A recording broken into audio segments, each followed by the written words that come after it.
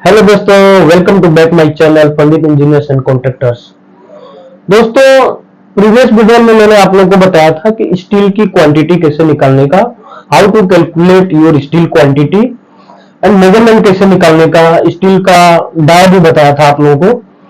आज मैं ऐसे टॉपिक पे बात करने वाला हूं, ऐसे चीज आप लोगों को बताने वाला हूं जो आपके फ्यूचर में काम आ सकता है और उन लोगों को तो स्पेशल काम आ सकता है जो लोग एक ड्रीम को सजाए बैठे हैं। दोस्तों, हम सभी को मालूम है कि जो कोई भी घर बनाते हैं, हम भी अपने घर बनवाए हैं, सबका अपना अपना एक ड्रीम हाउस होता है। बट क्या आपको पता है कि आपकी एक गलती की वजह से आपकी ड्रीम जो है इनकम्प्लीट हो सकती है। दोस्तों, घर जो है कोई खेल नहीं होता है। घर हर सभी का सपना होता है। घर हम इसलिए बनवाते हैं कि हमारी आने वाली पीढ़ी, हमारे बाल बच्चे भी उसके अंदर सुख भोग पाए। इसलिए सपनों का घर बोला जाता है, क्योंकि वो गुड्डा गुड्डी का खेल नहीं होता है। एक दिन का बनाया नहीं तो बरसों की कमाई लगती है। दोस्तों, मैंने खुद बनवाया हुआ है, मुझे मालूम है कि कितना पापड़ बेलना पड़ता है। लेकिन आपको पता है कि गलत मटेरियल परचेसिंग की वजह से आपकी क्वालिटी खराब हो सकती है, आपका घर खराब हो सकता है।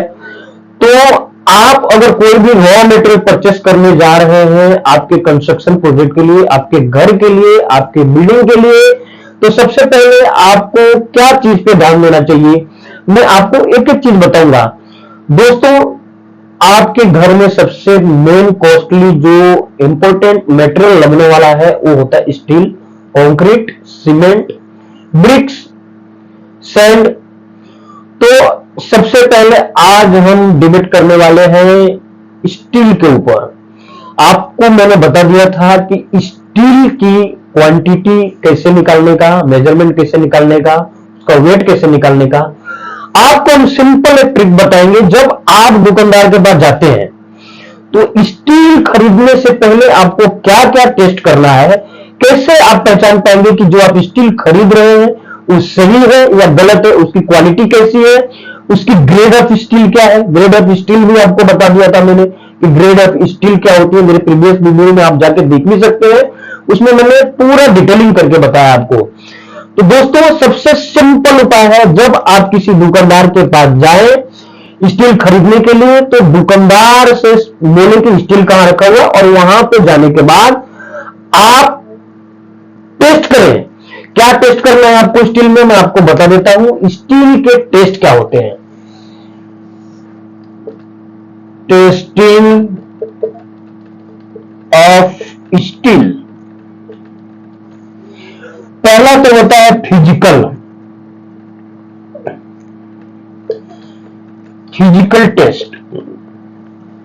दोस्तों, मैं आपको बता देता हूं कि ये फिजिकल टेस्ट जो होता है, ये जिसको हम छू के, देख के, टटोल के, उठा के, रख के देख सकते हैं, उसको बोलते हैं फिजिकल टेस्ट। तो फिजिकल टेस्ट में हमको सबसे पहले क्या करना रहता है, पहला तो हम बेंड चेक करेंगे। पहला उसमें आ जाएगा बेंड। बेंड जो हम करते हैं वो 90 डिग्री पे करते हैं, उसके बाद 180 डिग्री पे करते हैं। एग्जाम्पल फॉर दैट, आपकी स्टील है, स्टील ऐसी 12 मीटर की लेंथ आती है, और गांव में अगर है आप लोग तो देख रहे हैं ऐसा स्टील ऐसा बेंड होके आता है, 6-6 मीटर का ऐसा लॉट में रहता है, 6 मीटर की ऐसा रहता है, 6 मीटर 12 मीटर की स्टील को ऐसा बेंड करके रोल में आता है, ऐसी कड़ी लगी रहती है इसमें। लेकिन आप अगर शहरों में रह रहे हैं तो स्टील जो आती है आपकी ऐसा 12 मीटर की लेंथ आती है।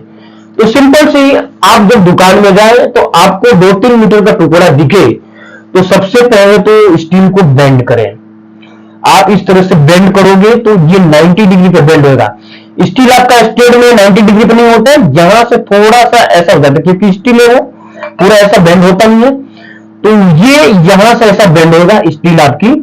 तो ये पहले तो आप 90 डिग्री पे करें, 90 डिग्री पे पहले बेंड करें। बेंड करने के बाद स्टील में अगर कोई क्रैक्स ऑफ डेवलपमेंट नहीं होती है, तो उसके अंदर क्रैक्स नहीं आता है या उसके ऊपर से कोई परत नहीं छोड़ती है, तो समझना कि ये स्टील का टेस्ट आपका पास हो गया। दूसरा, इसको लेके जाए 180 डिग्री में लेके जाए, 180 डिग्री लेकर जाए वापस उसी स्टील को। उसके बाद भी स्टील में अगर कोई क्रैक्स नहीं आती है, कोई डेवलपमेंट नहीं होती है क्रैक्स का, उसमें कोई परत नहीं छोड़ता है, तो समझो कि आपकी स्टील ये पास है।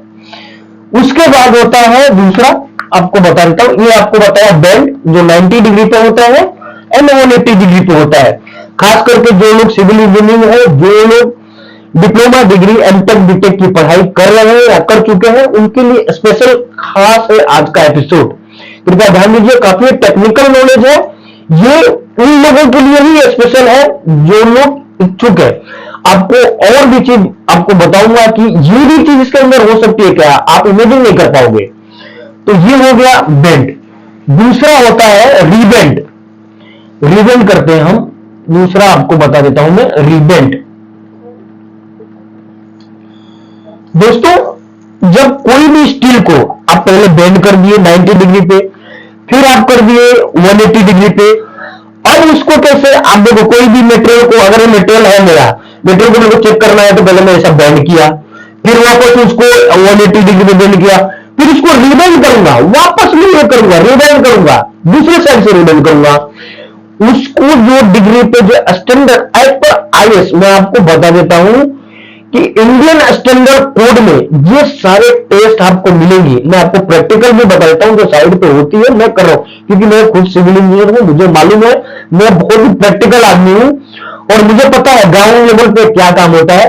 तो मैं आपको बता देता हूं, स्पेसिफिकेशन के लिए आपको जो इंडियन स्टैंडर्ड का कोड में आपको जो देखना है, जो इनके जो टेस्ट होते हैं, फिजिकल टेस्ट, केमिकल टेस्ट, वो है आईएस, इंडियन स्टैंडर्ड आईएस 1786 1786। दोस्तों ये इंडियन स्टैंडर्ड का कोड है, ये जो सिविल इंजीनियर है उनको मालूम है, अपने बुक्स में भी दिया हुआ है, स्ट्रक्चर डिजाइन में भी 4x6 कॉपी में आपको मिल जाएगा। जितने भी इंडियन स्टैंडर्ड कोड है उसमें 1786 इंडियन का कोड है। तो दोस्तों ये आपको दिख जाएगा, आपको अगर नहीं दिखा होगा मैं बता देता हूं, ये 1786 जो है इंडियन स्टैंडर्ड कोड है, इसको ध्यान में रखिएगा। आपको कोई भी स्पेसिफिकेशन देखना है स्टील के रिलेटेड तो इंडियन स्टैंडर्ड 1786 में दिखिएगा। तो रिबेंड जो है दोस्तों, रिबेंड आपको 135 डिग्री से लेके 157.5 डिग्री पे आपको रिबेंड करके देख सकते हैं। अगर रिबेंड कर दिया आपने फिर भी स्टील में अगर कुछ नहीं होता तो समझिए ये स्टील आपकी नंबर 1 सुपर क्वालिटी की स्टील है। आपको मैं पहले भी बता चुका हूं कि ये जो है ना ग्रेड ऑफ स्टील और इसकी क्वालिटी बहुत ही इंपॉर्टेंट होती है किसी भी कंस्ट्रक्शन प्रोजेक्ट के लिए, क्योंकि इसका मैं बताऊंगा केमिकल प्रोपोर्शन भी, ये काफी रेडिएशन करता है। आप देखे रहेंगे केमिकल के साथ जब ये मिलता है, आजकल इतने सारे केमिकल आ गए हैं, कंक्रीट में जब डाला जाता है, एडमिक्सचर डाला जाता है, उसके बाद से सीमेंट में ऑलरेडी लाइम सिलिका रहता है, ये सब सारे रिएक्शन होते हैं। रिएक्शन होने के बाद काफी इफेक्ट पड़ता है सीमेंट के ऊपर, कंक्रीट के ऊपर, दूसरा स्टील के ऊपर। जब जरूरत से ज्यादा अगर ये प्रोपोर्शन मैच नहीं करेगा, आपकी क्वालिटी की स्टील जो है अच्छी नहीं रहेगी, अच्छी क्वालिटी का, तो ये सारी डिफेक्ट आ सकते हैं। दूसरा आपको देखना है स्टील की कलर। मैं आपको तीसरा आपको बताता हूं स्टील की कलर। स्टील की कलर आप लोग देखे रहेंगे कि ग्रे कलर का होता है। अगर स्टील में रस्टेड है तो स्टील कभी भी परचेस नहीं करना चाहिए। अगर स्टील में रस्टेड है तो वो क्या होगा, रस्टेड स्टील अगर आप डालोगे तो कंक्रीट के साथ, वो जानते हैं जब हीट ऑफ हाइड्रोजन जब होता है, हीट ऑफ हाइड्रोजन जब होता है कंक्रीट के अंदर, तो वो रिएक्शन करता है स्टील के साथ, तो ये जंग स्टील जो है बराबर बॉन्ड नहीं कर पाएगा कंक्रीट के साथ। इसके लिए कभी भी रस्टेड यूज नहीं करना चाहिए, रस्टेड स्टील यूज करना ही नहीं चाहिए। अगर आप कर भी रहे हो, आपके साइड पे पहले से स्टॉक पड़ा हुआ है या कहीं आपको रस्टेड स्टील मिल रहा है, तो आप एंटी रस्टेड केमिकल उसके ऊपर अप्लाई कीजिए, पूरा रस्टेड को निकालिए, उसके बाद से फिर उसको यूज कीजिए। दूसरा चौथा मैं आपको बता देता हूं, जो ग्रेड ऑफ स्टील मैंने आपको बताया, grade of steel previous video में आपको मैंने बताया था कि स्टील की जो ग्रेड होती है वो 4Fe 415 500 550D और 600D भी होती है। अगर ये स्टील आप यूज कर रहे हो तो बहुत ही अच्छा है। ये चेक करना है कि इस ग्रेड में कोई भी स्टील आती है क्या। Fe 415 500 550D 600D अगर ये ग्रेड की स्टील है तो ये आप समझो कि आपकी क्वालिटी एकदम परफेक्ट है। दूसरा मैं आपका बताता हूं कि टेंसाइल जो है चेक किया जाता है। टेंसाइल का जो स्ट्रेंथ होता है न्यूटन पर mm स्क्वायर, आप देख सकते हो कि 415 न्यूटन पर स्क्वायर मीटर होता है। टेंसाइल स्ट्रेंथ जो होता है न्यूटन पर स्क्वायर mm होता है। ये होता है आपका 415, ये ध्यान में रखिएगा। दूसरा मैं आपको बता दूं इलंगिनेशन जो होता है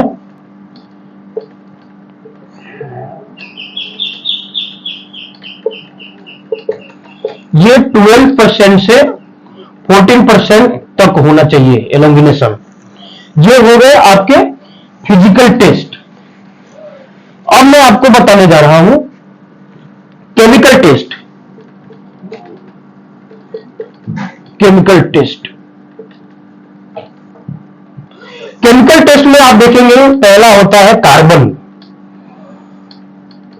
होता है स्टील में सबसे इंपॉर्टेंट। कार्बन के बिना स्टील बन ही नहीं सकती। तो कार्बन की जो प्रॉपर्टीज रहती है केमिकल की वो होती है 0.3%। दूसरा होता है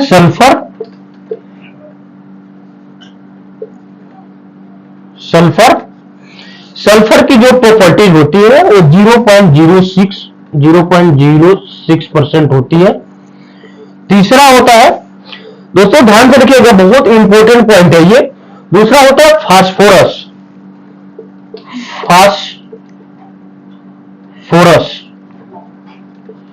ये 0.0115% होता है फास्फोरस। दूसरा होता है सल्फर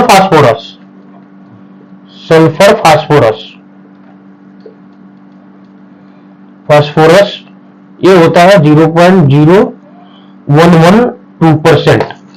ये केमिकल का पोटेशियम हो गया।